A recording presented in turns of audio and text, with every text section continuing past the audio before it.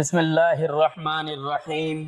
حضور سجدے میں امت کی بخشش کے لیے رو رہے، اچانک حضرت جبرائیل آئے اور کہا، حق تعالیٰ کی قسم میں اپنا یہ ایک عمل حضور صلی اللہ علیہ وآلہ وسلم کی امت کو دیتا ہوں۔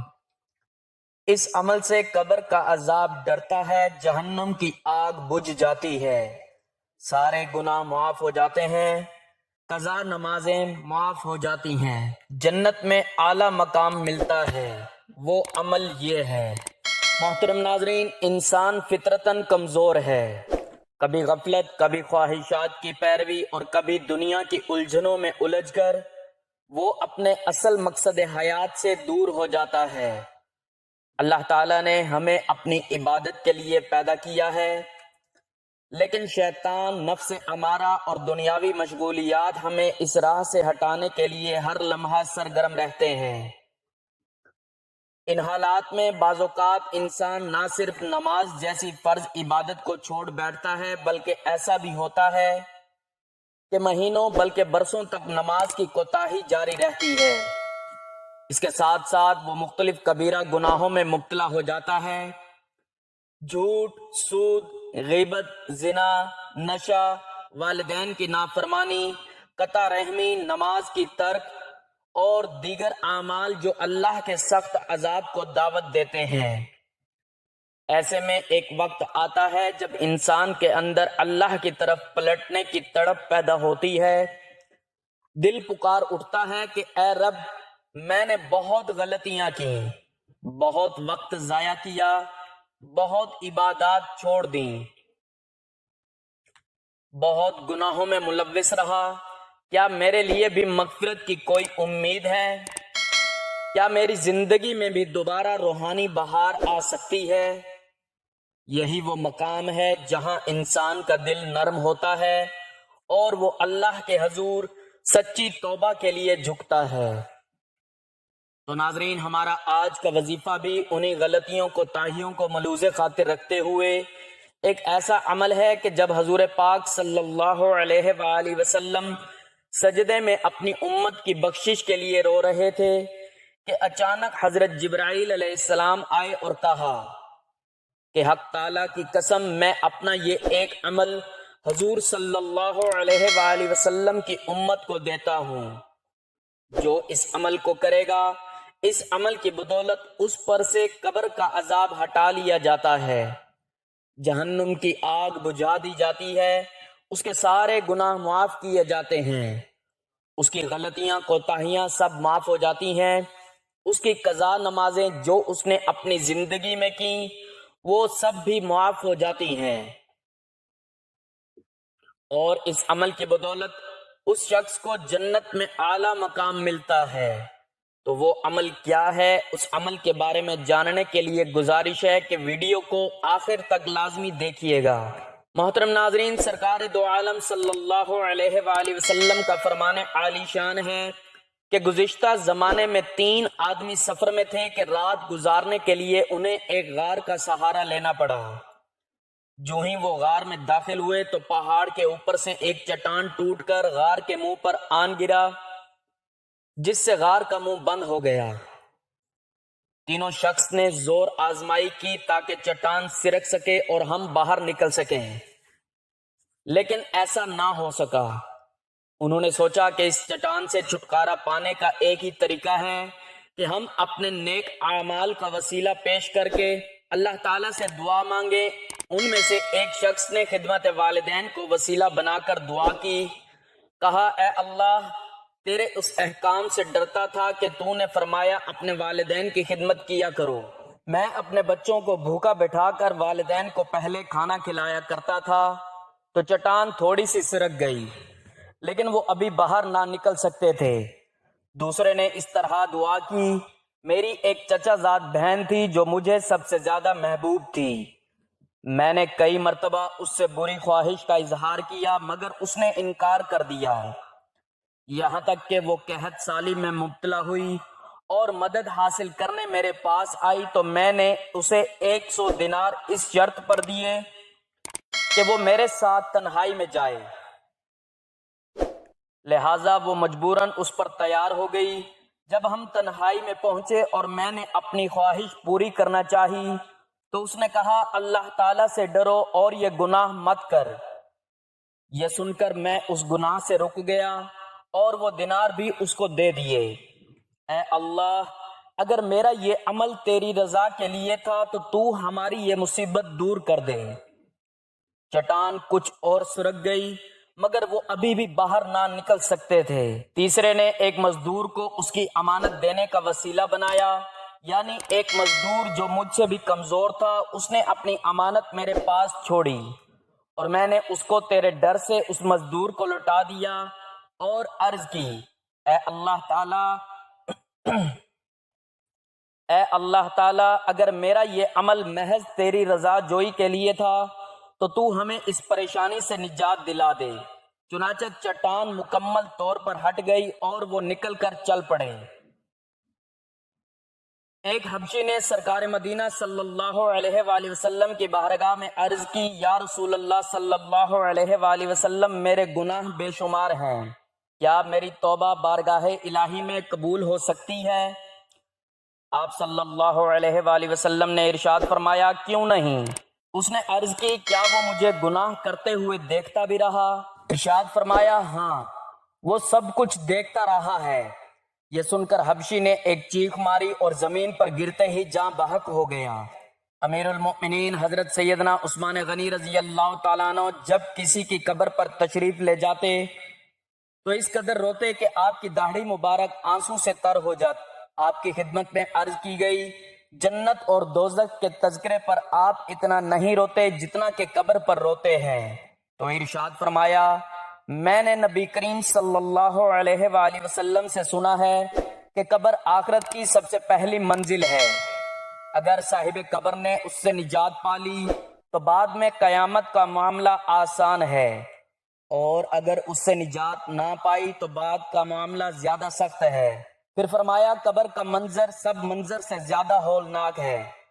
قبریں جو اوپر سے ایک جیسی دکھائی دیتی ہیں، ضروری نہیں کہ ان کی اندرونی حالت بھی ایک جیسی ہو۔ اس مٹی کے ڈھیر تلے دفن ہونے والا اگر کوئی نمازی تھا، رمضان المبارک کے روزے رکھنے والا تھا، پورا ماہ رمضان المبارک یا کم از کم آخری عشرے کا اعتکاف کرنے والا تھا، ماہ رمضان کا عاشق و قدردان تھا، فرض ہونے کی صورت میں اپنی زکوٰۃ پوری ادا کرنے والا تھا، رزق حلال کمانے والا تھا، بقدر کیفیت حلال روزی پر قناعت کرنے والا تھا، تلاوت قرآن کرنے والا تھا، تہجد، اشراق و چاشت اور اوابین کے نوافل ادا کرنے والا تھا، یا عاجزی کرنے والا اور حسن اخلاق کا پیکر تھا، شریعت کے مطابق ایک مٹھی داڑھی بڑھانے والا تھا، امامے کا تاج سر پر سجانے والا تھا، سنتوں کا متوالا تھا، ماں باپ کی فرما برداری کرنے والا تھا، بندوں کے حقوق ادا کرنے والا تھا،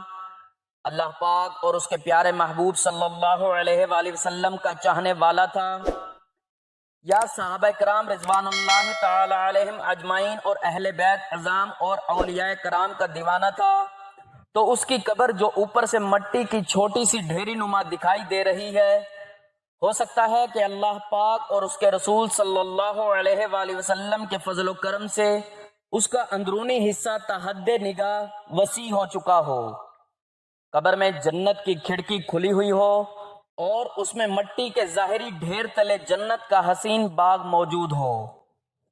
دوسری طرف اسی مٹی کے ڈھیر تلے دفن ہونے والا اگر بے نمازی تھا، رمضان المبارک کے روزے جان بوجھ کر برباد کرنے والا تھا، رمضان المبارک کی راتوں میں گلیوں کے اندر کھیلوں کے ذریعے مسلمانوں کی عبادتوں یا نیند میں خلل ڈال کر تکلیف پہنچانے اور دل آزاری کا سبب بننے والا تھا، فرض ہونے کے باوجود زکوٰۃ کی ادائیگی میں مخل کرنے والا تھا، حرام روزی کمانے والا تھا، یا رشوت کا لین دین کرنے والا تھا، لوگوں کے قرضے دبانے والا تھا، شراب پینے والا تھا، جو اولاً تھا شراب و جوئے کے اڈے چلانے والا تھا، مسلمانوں کی بلا اجازت شرعی دل آزاریاں کرنے والا تھا، مسلمانوں کو ڈرا دھمکا کر بھتہ وصول کرنے والا تھا، تاوان کی خاطر مسلمانوں کو اغوا کرنے والا تھا، یا چوری کرنے والا تھا، ڈاکہ ڈالنے والا تھا، امانت میں خیانت کرنے والا تھا، یا زمینوں پر ناجائز قبضہ کرنے والا تھا، یا بے بس کسانوں کا خون چوسنے والا تھا، یا اقتدار کے نشے میں بدمست ہو کر ظلم و ستم کی آندھیوں والا تھا، یا فلمیں ڈرامے دیکھنے یا دکھانے والا تھا، گانے باجے سنانے یا سننے والا تھا، گالی گلوچ، جھوٹ، غیبت، چغلی، تہمت و بدگمانی اور تکبر کا عادی تھا، یا ماں باپ کا نافرمان تھا۔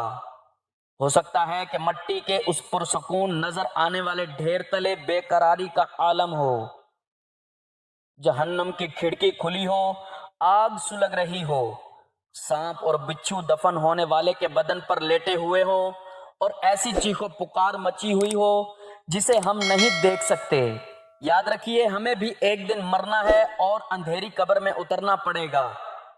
ان قریب وہ دن بھی آئے گا کہ جب ہم اپنے دفن کرنے والوں کو دیکھ رہے ہوں گے، ان کی باتوں کو سن رہے ہوں گے، ان سب کو پہچان رہے ہوں گے۔ ہماری قبر کھودی جائے گی، تب ہمیں معلوم ہوگا، اور جب قبر بند کرنے کے لیے مٹی ڈالی جا رہی ہوگی، یہ دردناک منظر بھی نظر آ رہا ہوگا، لیکن بول کچھ نہیں سکیں گے۔ دفن کرنے کے بعد ہمارے ناز اٹھانے والے رخصت ہو رہے ہوں گے، قبر میں ان کے قدموں کی چھاپ سنائی دے رہی ہوگی، دل ڈوبا جا رہا ہوگا، قبر کی وحشت اور گرمی کا سامنا ہوگا، اندھیرے اور تاریکی سے بھی دل گھبرا رہا ہوگا۔ اتنے میں اپنے لمبے لمبے دانتوں سے قبر کی دیواروں کو چیرتے ہوئے خوفناک شکلوں والے کالے کالے محیب بالوں کو لڑکائے دو فرشتے منکر نکیر قبر میں موجود ہوں گے۔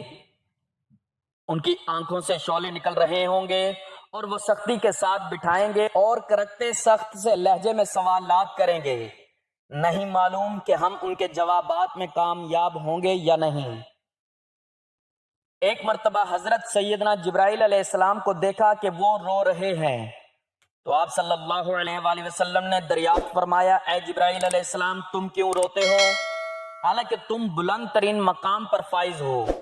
انہوں نے عرض کی، میں کیوں نہ روؤں کہ میں رونے کا زیادہ حقدار ہوں کہ کہیں میں اللہ تعالیٰ کے علم میں اپنے موجودہ حال کے علاوہ کسی دوسرے حال میں نہ ہوں، اور میں نہیں جانتا کہ کہیں ابلیس کی طرح مجھ پر اطلاع نہ آ جائے کہ وہ بھی فرشتوں میں رہتا تھا، اور میں نہیں جانتا کہ مجھ پر کہیں بارود و مارود کی طرح آزمائش نہ آ جائے۔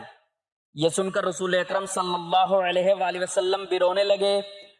یہ دونوں روتے رہے یہاں تک کہ ندا دی گئی، اے جبرائیل علیہ السلام اور اے محمد صلی اللہ تعالی علیہ وآلہ وسلم، اللہ تعالیٰ نے تم دونوں کو نافرمانی سے محفوظ فرما دیا ہے۔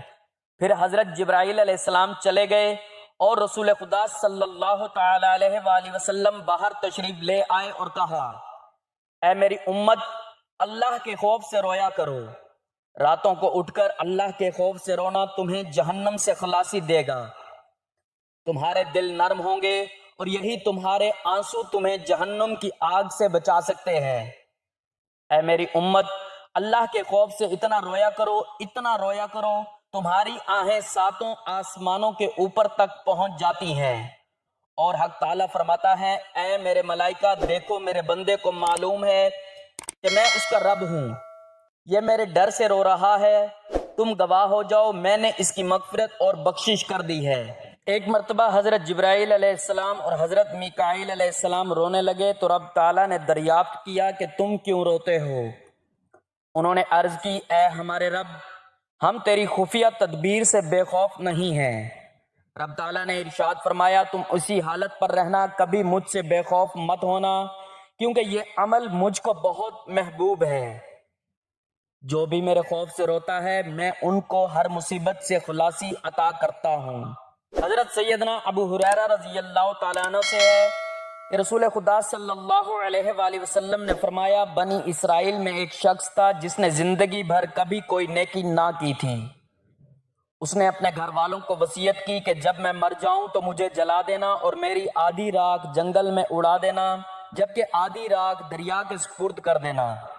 رب تعالیٰ کی قسم، اگر اللہ تعالیٰ نے میری گرفت کی تو میں اس کے عذاب سے بہت ڈرتا ہوں۔ جب اس شخص کا انتقال ہو گیا تو اس کی رضا کے مطابق گھر والوں نے اس کی وصیت پوری دی۔ اللہ تعالیٰ نے دریا کو اس کی راکھ جمع کرنے کا حکم ارشاد فرمایا تو اس نے اپنے اندر سے اس کی موجود راکھ تمام جمع کر دی۔ پھر جنگل کو بھی یہی حکم ہوا، اس نے بھی ایسا ہی کیا۔ پھر اللہ تعالیٰ نے اس شخص سے سوال کیا کہ بتاؤ تم نے ایسا کیوں کیا؟ اس نے عرض کی، اے میرے رب، تو جانتا ہے کہ میں نے یہ سب کچھ فقط تیرے خوف کی وجہ سے کیا تھا۔ یہ سن کر اللہ رب العالمین نے اس کی بخشش فرما دی۔ حضرت سیدنا یحییٰ بن عبد المالک پر خوف بندی کا بڑا غلبہ تھا۔ آپ دن رات روتے رہے، یہاں تک کہ آپ کی آنکھوں میں ہمیشہ آشوب چشم جیسی سرخی رہتی تھی۔ یہ دیکھ کر بعض لوگوں نے عرض کی، حضور آپ کی آنکھوں کا علاج یہی ہے کہ آپ رونا چھوڑ دیں۔ تو آپ نے فرمایا، اگر یہ آنکھیں اللہ کے خوف سے رونا چھوڑ دیں تو پھر ان میں کون سی بھلائی باقی رہ جائے؟ حضرت سیدنا عبداللہ بن مسعود رضی اللہ تعالیٰ عنہ کے خاص شاگرد ہیں۔ آپ پر خوف خدا کا بڑا غلبہ تھا۔ جب حرم کعبہ میں جاتے تو کہتے، میں کس طرح کعبہ کا طواف کروں؟ ہائے مجھے بڑی شرم آتی ہے کہ جو قدم گناہ کی طرف چل چکے ہوں، میں ان گنہگار قدموں کو خدا کے مقدس گھر کے پاس کس طرح رکھوں؟ یہ کہہ کر آپ زار و قطار رونے لگتے تھے۔ آپ کے سامنے کوئی اللہ تعالیٰ کے قہر و جلال کا تذکرہ کر دیتا تو آپ مرغ بسمل کی طرح زمین پر تڑپنے لگتے۔ ایک مرتبہ آپ کے سامنے کسی نے کہہ دیا کہ فلاں آدمی بڑا متقی ہے، تو آپ نے فرمایا، خاموش رہو، تم نے کسی متقی کو کبھی دیکھا بھی ہے؟ ارے نادان، متقی کہلانے کا حقدار وہ شخص ہے کہ اگر اس کے سامنے جہنم کا ذکر کر دیا جائے تو خوف الہی کے سبب اس کی روح پرواز کر جائے۔ حضرت سیدنا مالک بن دینار ایک مرتبہ قبرستان کے پاس سے گزر رہے تھے کہ آپ نے دیکھا کہ لوگ ایک مردے کو دفن کر رہے ہیں۔ یہ دیکھ کر آپ بھی ان کے قریب جا کر کھڑے ہو گئے اور قبر کے اندر جھانک کر دیکھنے لگے۔ اچانک آپ نے رونا شروع کر دیا اور اتنا روئے کہ زمین پر گر پڑے۔ لوگ اس کو دفن کرنے کے بعد آپ کو چارپائی پر ڈال کر گھر لے آئے۔ کچھ دیر بعد حالت سنبھلی اور آپ ہوش میں آئے تو لوگوں سے فرمایا، اگر مجھے خدشہ نہ ہوتا کہ لوگ مجھے پاگل سمجھیں گے اور گلی کے بچے میرے پیچھے شور مچائیں گے تو میں پھٹے پرانے کپڑے پہنتا، سر میں خاک ڈالتا اور بستی بستی گھوم کر لوگوں سے کہتا، اے لوگو جہنم کی آگ سے بچو، اور لوگ میری یہ حالت دیکھنے کے بعد اللہ تعالیٰ کی نافرمانی نہ کرتے اور خوف خدا سے خوب رویا کرو۔ یہ سب کو گلی گلی میں کہتا۔ جب آپ کے وصال کا وقت قریب آیا تو اپنے شاگردوں کو یہ وصیت فرمائی کہ میں نے تمہیں جو کچھ سکھایا اس کا حق ادا کرنا، اور جب میں مر جاؤں تو میری پیشانی پر بغیر روشنائی کے یہ لکھوا دینا، یہ مالک بن دینار ہے جو اپنے آقا کا بھاگا ہوا غلام ہے۔ پھر مجھے قبرستان لے جانے کے لیے چارپائی پر مت ڈالنا، بلکہ میری گردن میں رسی ڈال کر ہاتھ پاؤں باندھ کر اس طرح لے جانا جیسے کسی بھاگے ہوئے غلام کو باندھ کر منہ کے بل گھسیٹتے ہوئے اس کے آقا کے پاس لے جایا جاتا ہے۔ اور قیامت کے دن جب مجھے قبر سے اٹھایا جائے تو 3 چیزوں پر غور کرنا۔ پہلی چیز کہ اس دن میرا چہرہ سیاہ ہوتا ہے یا سفید۔ دوسری چیز کہ جب اعمال نامے تقسیم کیے جا رہے ہوں تو مجھے نامہ اعمال دائیں ہاتھ میں ملتا ہے یا بائیں بازو میں۔ تیسری چیز یہ کہ جب میں میزان عدل کے پاس کھڑا کیا جاؤں تو میری نیکیوں کا پلڑا بھاری ہے یا گناہوں کا۔ یہ کہہ کر آپ رونے لگے اور کافی دیر آنسو بہانے کے بعد ارشاد فرمایا، کاش میری ماں نے مجھے نہ جنا ہوتا کہ مجھے قیامت کی ہولناکیوں اور ہلاکتوں کی خبر ہی نہ ہوتی اور نہ ہی مجھے ان کا سامنا کرنا پڑتا۔ پھر جب رات کا وقت ہوا تو آپ کی حالت غیر ہونے لگی۔ اسی وقت غیب سے آواز آئی کہ مالک بن دینار قیامت کی ہولناکیوں اور دہشتوں سے امن پا گیا۔ آپ کے ایک شاگرد نے یہ آواز سنی تو دوڑ کر آپ کے پاس پہنچا۔ اس نے دیکھا کہ آپ پر نزاع کی حالت طاری تھی اور آپ انگشت شہادت آسمان کی طرف بلند کر کے کلمہ طیبہ کا ورد کر رہے تھے۔ آپ نے آخری مرتبہ لا الہ الا اللہ محمد الرسول اللہ کہا اور آپ کی روح پرواز کر گئی۔ تو ناظرین محترم، وقت کی نزاکت کو مد نظر رکھتے ہوئے چلتے ہیں عمل کی جانب کہ جب حضور پاک صلی اللہ علیہ وآلہ وسلم سجدے کی حالت میں تھے تو حضرت جبرائیل علیہ السلام حاضر ہوئے اور اللہ کی قسم کھا کر فرمایا کہ جو یہ عمل کر لیتا ہے اس پر قبر کا عذاب بھی ڈرتا ہے، اس کے تمام گناہ معاف کر دیے جاتے ہیں، اس کو جنت میں اعلیٰ مقام عطا کیا جاتا ہے اور اس کی ساری قضا نمازیں معاف ہو جاتی ہیں۔ قیامت کے دن اس کا چہرہ نور سے روشن ہوگا، وہ بے حساب و کتاب جنت میں داخل ہوگا۔ تو وہ عظیم عمل جو حضرت جبرائیل علیہ السلام نے حضور اقدس صلی اللہ علیہ وآلہ وسلم کی خدمت میں حاضر کیا، وہ ایک تسبیح کا عمل ہے، اور وہ تسبیح یہ ہے، لا الہ الا اللہ محمد رسول اللہ۔ محترم ناظرین، یہ تسبیح آپ دن میں کسی بھی وقت اٹھتے بیٹھتے چلتے پھرتے، صبح دوپہر شام، رات سونے سے پہلے کسی بھی وقت پڑھ سکتے ہیں۔ آپ کو جیسے وقت ملے، آپ نے سب سے پہلے حضور پاک صلی اللہ علیہ وآلہ وسلم کی ذات اقدس پر درود پاک کا نذرانہ پیش کرنا ہے۔ درود پاک آپ کوئی سا بھی پڑھ سکتے ہیں۔ ایک بار ثواب کی نیت سے میرے ساتھ بھی درود پاک پڑھ لیں۔ اللہم صلی علی محمد وعلی آل محمد کما صلیت علی ابراہیم وعلی آل ابراہیم انک حمید مجید۔ اللہم بارک علی محمد وعلی آل محمد کما بارکت علی ابراہیم وعلی آل ابراہیم انک حمید مجید۔ درود پاک پڑھنے کے بعد آپ نے ایک تسبیح لا الہ الا اللہ محمد رسول اللہ کی پڑھنی ہے۔ یہ تسبیح آپ ہاتھوں پر گن کر بھی پڑھ سکتے ہیں، اور اگر آپ کے پاس تسبیح موجود ہے تو ایک تسبیح آپ نے کلمہ طیبہ کی پڑھنی ہے۔ اس کے بعد آپ نے 7 مرتبہ سورۃ فاتحہ کی تلاوت کرنی ہے۔ سورۃ فاتحہ ہر کسی کو آتی ہے، یہ قرآن مجید کی سب سے پہلی سورت ہے۔ بسم اللہ الرحمن الرحیم، الحمد للہ رب العالمین، الرحمن الرحیم، مالک یوم الدین، ایاک نعبد و ایاک نستعین، اہدنا الصراط المستقیم، صراط الذین انعمت علیہم غیر المغضوب علیہم ولا الضالین، آمین۔ سورۃ فاتحہ آپ لوگوں نے صرف اور صرف 7 مرتبہ پڑھنی ہے، اور اس کے بعد ایک تسبیح آپ نے استغفر اللہ استغفر اللہ استغفر اللہ کی پڑھنی ہے، اور آخر میں پھر آپ نے درود پاک پڑھنا ہے۔ درود پاک پڑھنے کے بعد آپ نے اللہ تعالیٰ سے اپنے گناہوں کی معافی مانگنی ہے۔ انشاءاللہ اس عمل کی برکت سے اللہ تعالیٰ آپ کے تمام گناہوں کو معاف کرے گا، اور آپ کی جتنی بھی نماز قضا ہوئی ہیں اللہ تعالیٰ ان کو بھی ادا تصور کرے گا۔ اس عمل کی بدولت اللہ تعالیٰ قبر کا عذاب ہٹا دے گا، اس کے تمام گناہ معاف فرما دے گا، اور اس کو جنت میں اعلیٰ مقام عطا فرمائے گا۔ یہ عمل حضرت جبرائیل علیہ السلام کی طرف سے حضور پاک صلی اللہ علیہ وآلہ وسلم کی امت کے لیے ایک تحفہ ہے، کہ جب حضور پاک صلی اللہ علیہ وآلہ وسلم اپنی امت کی بخشش کے لیے سجدہ ریز ہو کر رو رہے تھے، تو حضرت جبرائیل علیہ السلام آپ صلی اللہ علیہ وآلہ وسلم کی خدمت میں حاضر ہوئے، اور آپ کی امت کے لیے یہ تحفہ دیا کہ جس کو بتائے گئے طریقے سے کرنے پر قبر کا عذاب ہٹا لیا جاتا ہے، گناہوں کی بخشش فرما دی جاتی ہے، قضا نمازیں معاف کر دی جاتی ہیں، اور دنیا آخرت سنور جاتی ہے، اور اس کو جنت میں اعلیٰ مقام عطا کر دیا جاتا ہے۔ تو آپ نے اس عمل کو لازمی کرنا ہے، اور اللہ تعالیٰ کا خوف دل میں رکھتے ہوئے اس کی بارگاہ میں رو رو کر گڑ گڑا کر دعا کرنی ہے، کیونکہ یہی آنسو قبر کی سختی سے بچا سکتے ہیں، جہنم سے بچا سکتے ہیں، پل صراط سے بچا سکتے ہیں۔ صرف یہی آنسو آپ کو جنت میں پہنچا سکتے ہیں۔ جو آنسو خدا کے خوف سے بہیں وہی تمہارا کل سرمایہ ہے۔ اللہ تبارک و تعالیٰ سے دعا ہے میرے تمام مسلمان بہن بھائیوں کے بچوں کو اللہ پاک اپنے حفظ و امان میں رکھے، نیکی کی بات کو سننے سمجھنے اور اس پر عمل کرنے کی توفیق عطا فرمائے، میرا سنانا اور آپ کا سننا اپنی بارگاہ میں قبول و منظور فرمائے، آمین یا رب العالمین۔ ناظرین، گزارش ہے کہ اللہ تعالیٰ کے 99 ناموں میں سے کوئی ایک نام لکھ کر کمنٹس میں ضرور شیئر کریں۔ اللہ تعالیٰ ہم سب کا حامی و ناصر ہو، آمین، جزاک اللہ۔